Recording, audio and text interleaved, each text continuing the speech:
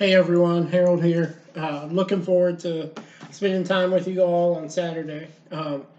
So the thing that stood out to me is about the behavioral approach was the leadership grid and understanding how to use that to maximize the differences between results and relationships or people as we look to push them toward the overall goal.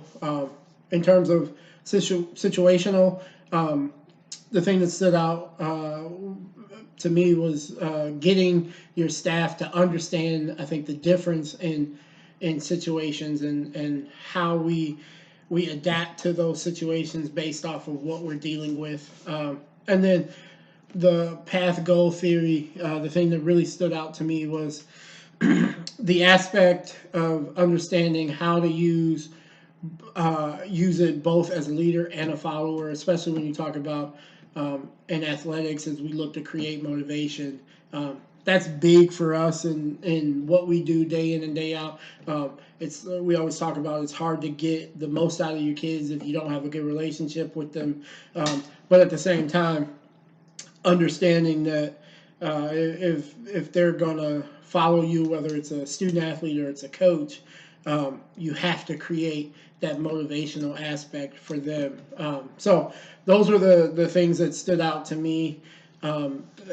Question number two: understanding the specific approaches. How can it help in dealing with faculty and administrators?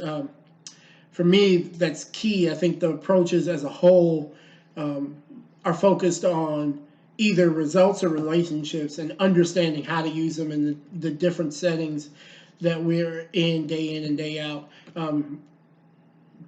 That can go a long way in being successful as an administrator on our end. Whether you're working with, in my role as in athletics, you're working with uh, recruiting or advancement or you name it.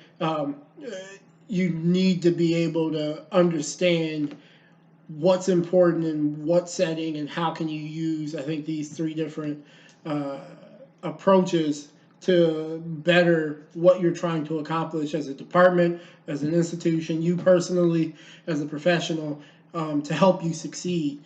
That's the key when you talk about these three approaches. I think that in different scenarios, they work very well, but you have to be able to adapt them to who you're dealing with, what you're working on, what the outcome you hope is long term if you want to be successful. So I think that's the key for me.